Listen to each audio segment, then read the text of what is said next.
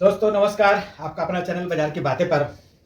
तो आज इस वीडियो में समझेंगे कि आज दिन भर ट्रेड किस प्रकार हुआ और आने वाला कल और आने वाले 2-4-10 दिन में क्या दिख रहा है, बाजार में क्या हो सकता है, इसे समझ। वीडियो में आगे बढ़ने से पहले मैं आपसे रिक्वेस्ट कर लूँ, चैनल पे फर्स्ट टाइम है सब्सक्राइब कर ले। वीडियो अच्छा लगेगा तो लाइक ज़रूर कीजिएगा ताकि आपका सहयोग हमारे लिए बना रहे।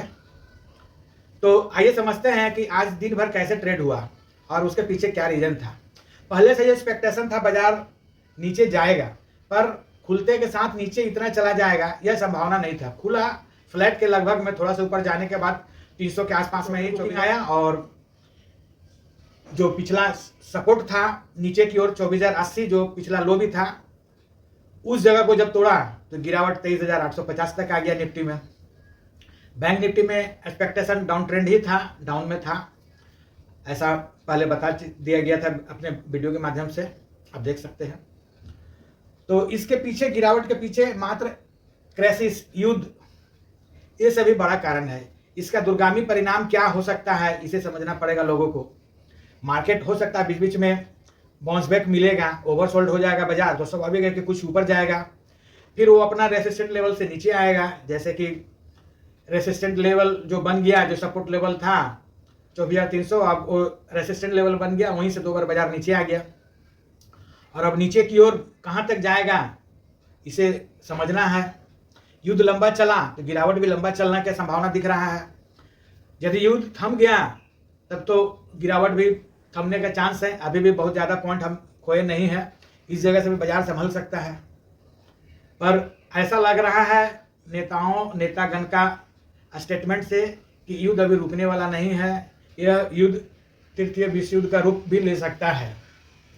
युद्ध में बहुत सारे कंट्री को अपना आर्थिक स्थिति नीचे की ओर देखना पड़ सकता है, जिसमें भारत तो युद्ध में शामिल नहीं हो रहा है, पर इकोनॉमिक में असर पड़ेगा क्योंकि तेल महंगा हो जाएगा, क्रूड महंगा हो जाएगा, गैस वगैरह जो हमारे घर में यूज होता है वो भी महंगा हो जा रहा है।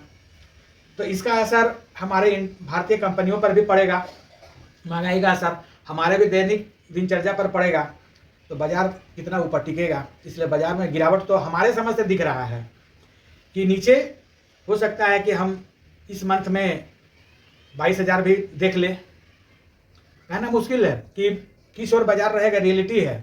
बाजार में गिरावट तो है, यह सभी को समझ में आ रहा है, लेकिन कहाँ तक जाएगा ये प्रॉपर तो कोई भी व्यक्ति मतलब नहीं बता सकता है कि एक्चुअल गिरावट कहाँ तक है। पर एक्सपेक्टेशन जो है वो किया जा सकता है कैंडलस्टिक के आधार पे, मार्केट का पोजीशन के आधार पे, वर्ल्ड का ग्लोबल मार्केट के आधार पर, इन सभी का एनालिसिस करके हमारा जो कैलकुलेशन में आ रहा है 20,400 तक हो सकता है। ऐसा बड़ा चीज़ नहीं है, लेकिन जरूरी नहीं है कि हो जाए।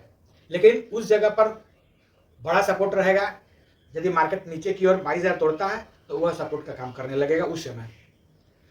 तो आइए समझते हैं कि कल के लिए क्या संभावना है। यदि नीचे की ओर जाता है तो पहला जो सपोर्ट रहेगा, इमीडिएट सपोर्ट 23,700, उससे नीचे जाने पर 23,500 दूसरा बड़ा सपोर्ट का काम करेगा। हो सकता है कि इस वीक दिख जाए एक्सपायरी से पहले तक या एक्सपायरी के दिन। कल ऐसे भी सेंसेक्स का एक्सपायरी है, तो हो सकता है कि सेंसेक्स का एक्सपायरी में दोनों तरफ का ट्रेड मिले, ऊपर की ओर भी और नीचे की ओर भी, ज़्यादा नीचे की ओर डिप मिल जाए तो कहना मुश्किल है, या फिर ऊपर बाउंस बैक मिल जाए अच्छा। लेकिन गिरावट अल्टीमेट वार यदि चला तो हो सकता है। और ऊपर की ओर निफ्टी जाता है तो 24,000 पहला रुकावट और दूसरा रुकावट 24,150।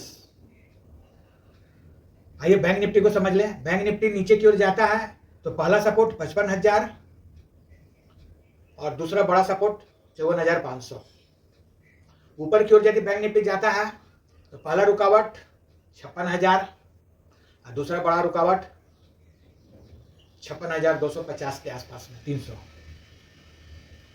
पॉइंट को मार्क कीजिए, ट्रेड कीजिए।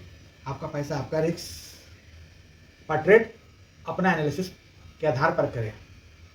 धन्यवाद। जय भारत।